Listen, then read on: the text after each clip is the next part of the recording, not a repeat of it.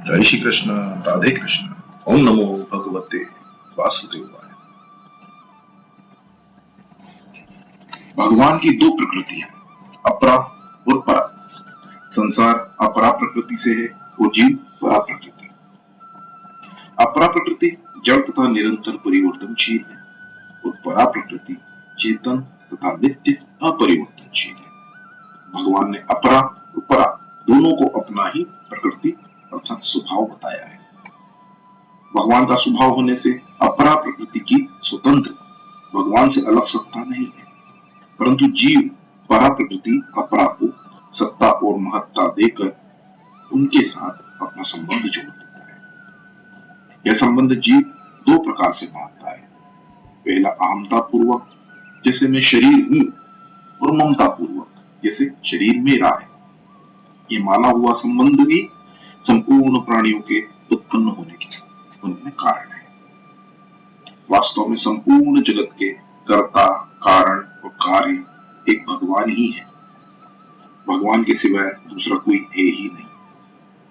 यह सिद्धांत है कि सत्ता एक ही होती है, दो नहीं। अतः एक भगवान ही अनेक रूपों में प्रकट हुए हैं। आकाश, वायु, तेज, जल और पृथ्वी, ये पांच महाभूत तथा इनके कार्य, शब्द, स्पर्श, रूप, रस और गंध, ये पांच विषय, इन सबके मूल कारण भगवान ही है। भगवान ही संपूर्ण प्राणियों के अनादि तथा अविनाशी बीज है। तात्पर्य है कि सृष्टि में जो कुछ भी क्रिया, पदार्थ, भाव आदि सुनने समझने में आते हैं, देखने में आते हैं, उन सबके बीच मूल कारण एकमात्र भगवान ही है। कारण की कार्य रूप में परिणित होता है। भगवान कार्य रूप में परिणित नहीं होते, प्रत्युत कार्य रूप से प्रकट होते हैं। अतः कारण की तो स्वतंत्र सत्ता होती है, पर कार्य की स्वतंत्र सत्ता नहीं होती। इसलिए अगर कोई साधक कार्य में भगवान को प्राप्त करना चाहे तो भगवान उसको नहीं मिलेंगे। जो सबके कारण रूप भगवान के शरण होते हैं, उन्हीं को भगवान मिलते हैं। परंतु जो कारण रूप भगवान के शरण न होकर कार्य रूप सत्व आदि गुणों में उलझ जाते हैं, वे जन्म मरण के चक्र में पड़े रहते हैं। ऐसे मनुष्य कार्य रूप शरीर संसार के संबंध से होने वाली कामनाओं की पूर्ति के लिए देवताओं की शरण लेते हैं, क्योंकि वे अलौकिक भगवान को साधारण मनुष्य की तरह लौकिक मानते हैं। परंतु जो मनुष्य तीनों गुणों से मोहित नहीं होते, वे भगवान की शरण लेते हैं। इसे भक्तों के चार भेद होते हैं, अर्थार्थी, आर्त, जिज्ञासु, ज्ञानी। इन शरणागत भक्तों में भी जो सब कुछ भगवान ही है, इस प्रकार भगवान की शरण हो जाता है, वो महात्मा भक्त मुक्त पुरुष से भी श्रेष्ठ होने के कारण अत्यंत दुर्लभ है। वो महात्मा भक्त भगवान की कृपा से परा अपरा सहित भगवान के समग्र रूप को जान लेता है, जिसको जानने पर फिर कुछ भी जानना शेष नहीं रहता, क्योंकि उसके सिवाय अन्य कोई चीज है ही नहीं। उसका भगवान के साथ आत्मीय संबंध हो जाता है, जिससे प्रति क्षण वर्धमान प्रेम की प्राप्ति जागृति हो जाती है। इस प्रेम की जागृति में ही मनुष्य जन्म की पूर्णता है। एक अपरा प्रकृति है, एक परा प्रकृति है, एक परा अपरा के मालिक परमात्मा है। संपूर्ण शरीर संसार अधिभूत अपरा प्रकृति के अंतर्गत और संपूर्ण शरीरी प्रतस्म आध्यात्म परा प्रकृति के अंतर्गत आते हैं। इसका तात्पर्य यह हुआ कि मात्र शरीर संसार भी एक है और मात्र शरीर जीव भी एक है, तथा अपरा और परा ये दोनों जिसकी शक्तियां हैं, वे परमात्मा भी एक है। अतः शरीरों की दृष्टि से, आत्मा की दृष्टि से और परमात्मा की दृष्टि से, तीनों ही दृष्टियों से हम सब एक हैं, अनेक नहीं है। संपूर्ण शरीरों में एकता स्वीकार करने पर किसी भी प्राणी से राग अथवा द्वेष नहीं होगा और संपूर्ण प्राणियों के हित का भाव होगा। ऐसा होने से कर्मयोग सुगमता पूर्वक स्वतः सिद्ध हो जाएगा। कारण कि जब अपने से भिन्न दूसरा कोई है ही नहीं, और व्यक्तिगत अपना कुछ है ही नहीं, तो फिर अपने पास जो भी वस्तु है उसमें ममता नहीं होगी, और जो वस्तु नहीं है उसकी कामना नहीं होगी। ममता और कामना न होने पर अपने पास जो भी वस्तु है वह स्वतः दूसरों की सेवा में लगेगी। संपूर्ण जीवों में एकता स्वीकार करने पर सर्वत्र आत्मभाव तथा ब्रह्म भाव हो जाएगा। ऐसा होने से ज्ञान योग सुगमता पूर्वक स्वतः सिद्ध हो जाएगा, कारण कि अनेक रूपों से जो जीव है वही एक रूप से ब्रह्म है, अर्थात जीव और ब्रह्म एक ही है। अपरा और परा, इन दोनों प्रकृतियों की स्वतंत्र सत्ता नहीं है, क्योंकि ये दोनों भगवान की शक्तियां स्वभाव होने से भगवत स्वरूप ही है। ऐसा स्वीकार करने से सर्वत्र भगवत भाव हो जाएगा। वासुदेव सर्वम, ऐसा होने से भक्ति योग सुगमता पूर्वक स्वतः सिद्ध हो जाएगा, कारण कि सब कुछ भगवान ही है, ये वास्तविक शरणागति है। तात्पर्य यह निकला कि जगत, जीव और परमात्मा तीनों की दृष्टि में हम सब एक समान हैं। इस समता को गीता ने योग कहा है। भेद विषमता केवल व्यवहार के लिए है, जो अनिवार्य है, क्योंकि व्यवहार में समता संभव नहीं है। अतः साधक की दृष्टि भावना सम होनी चाहिए। व्यवहार की भिन्नता तो स्वाभाविक है, पर भाव की भिन्नता मनुष्य ने अपने राग और द्वेष से पैदा की है। राग और द्वेष के कारण ही मनुष्य ने जगत, जीव और परमात्मा तीनों में अनेक भेद पैदा कर लिए हैं, जो इसके जन्म मरण का कारण है। जो किसी को भी पराया मानता है, किसी का भी बुरा चाहता है, देखता है तथा करता है, और संसार से कुछ भी चाहता है, वह न तो कर्म योगी हो सकता है, न ज्ञान योगी हो सकता है, और न भक्ति योगी हो सकता है। जगत, जीव और परमात्मा, इन तीनों पर विचार करें तो स्वतंत्र सत्ता एक परमात्मा की ही है। जगत और जीव की स्वतंत्र सत्ता नहीं है। जगत को जीव ने ही धारण किया है, अर्थात जगत को सत्ता जीव ने ही दी है, इसलिए जगत की स्वतंत्र सत्ता नहीं है। जीव परमात्मा का ही अंश है, इसलिए खुद जीव की भी स्वतंत्र सत्ता नहीं है।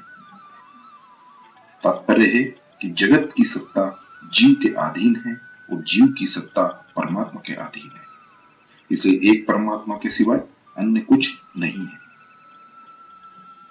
जगत और जीव दोनों परमात्मा में ही भाषित हो रहे हैं। श्री भगवान ने 7वें अध्याय के अंत में अपने समग्र रूप का वर्णन करते हुए ब्रह्मा, आध्यात्म, कर्म, अधिभूत, अधिदेव और अधियज्ञ, इन 6 शब्दों का प्रयोग किया और इस समग्र रूप को जानने वाले योगियों को अंत काल में अपनी प्राप्ति बताई। इसको सुनकर इन 6 शब्दों को स्पष्ट रूप से समझने के लिए अर्जुन 8वें अध्याय के आरंभ के ही श्लोक में कुल 7 प्रश्न करते हैं। अर्जुन बोले, हे पुरुषोत्तम, वो ब्रह्मा क्या है, अर्थात ब्रह्म शब्द के से क्या समझना चाहिए? आध्यात्म शब्द से आपका क्या अभिप्राय है? कर्म क्या है, अर्थात कर्म शब्द से आपका क्या भाव है? आपने जो अधिभूत शब्द कहा है, इसका क्या तात्पर्य है? अधिदेव किसको कहा जाता है? इस प्रकरण में अधियज्ञ शब्द से किसको लेना चाहिए?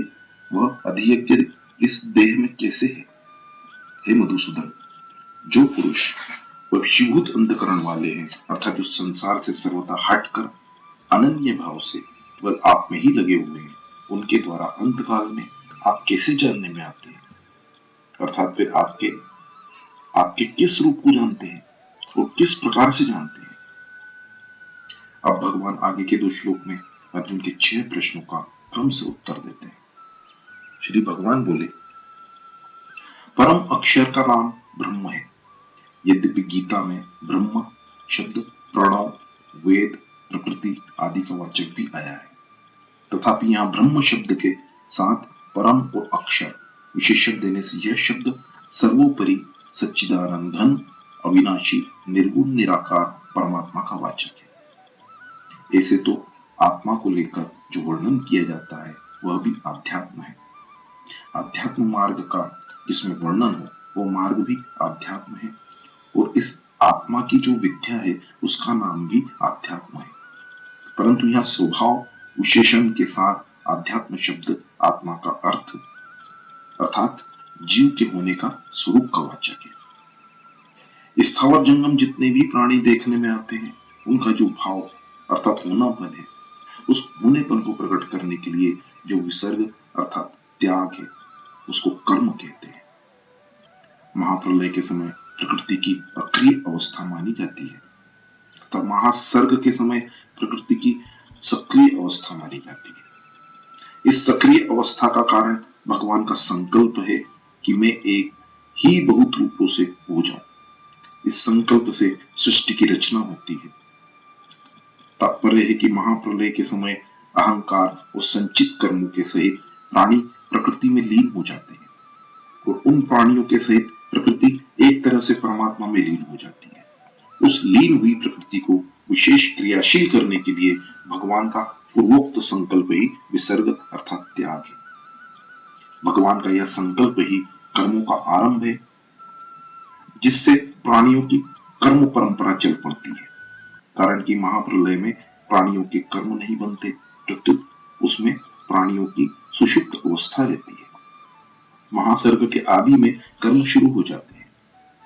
14वें अध्याय में आया है परमात्मा की मूल प्रकृति का नाम महत ब्रह्म है।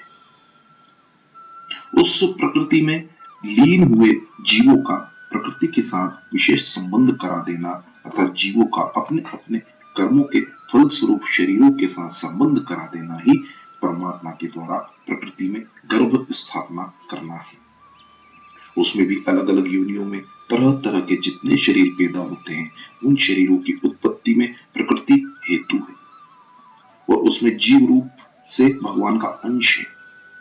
इस प्रकार प्रकृति और पुरुष के अंश से संपूर्ण प्राणी पैदा होते हैं।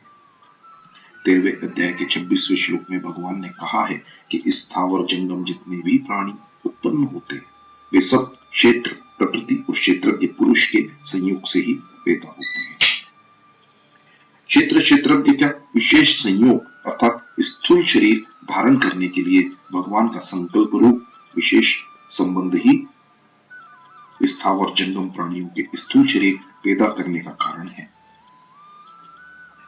उस संकल्प के होने में भगवान का कोई अभिमान नहीं है, प्रत्युत जीवों के जन्म जन्मांतरों के जो कर्म संस्कार है वे महाप्रलय के समय परिपक्व होकर जब फल देने के लिए उन्मुख होते हैं तब भगवान का संकल्प होता है।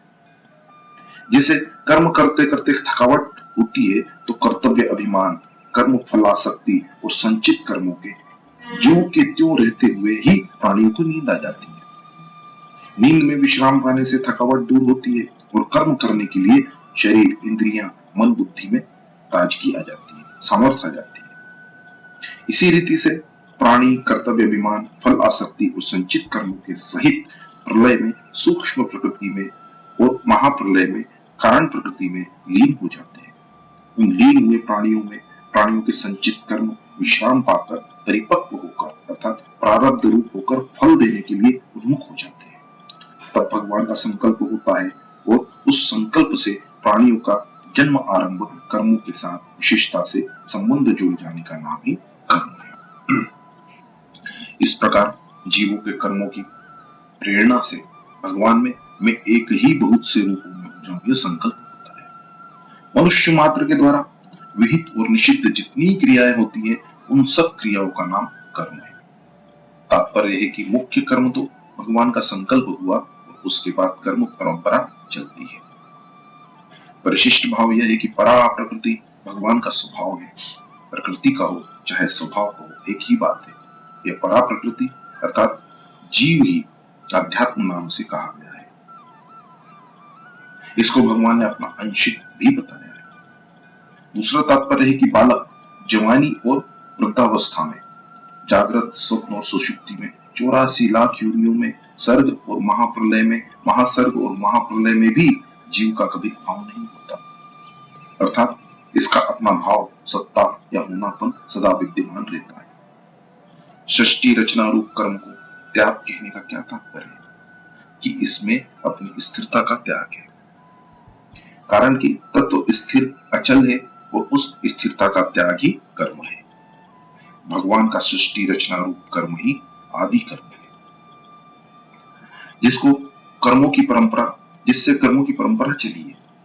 अतः कर्म के अंतर्गत 3 प्रकार के कर्म आते हैं। पहला सृष्टि की रचना, दूसरा क्रिया मात्र जो फलजनक नहीं होती, और तीसरा पाप पुण्य शुभ अशुभ कर्म जो फलजनक होते हैं। भगवान का सृष्टि रचना रूप कर्म वास्तव में अकर्म ही है। भगवान ने कहा भी है, उस सृष्टि रचना का कर्ता होने पर भी मुझ अव्यय परमेश्वर को तू अकर्ता ही जान। जय श्री कृष्ण, राधे कृष्ण। ओम नमो भगवते वासुदेवाय।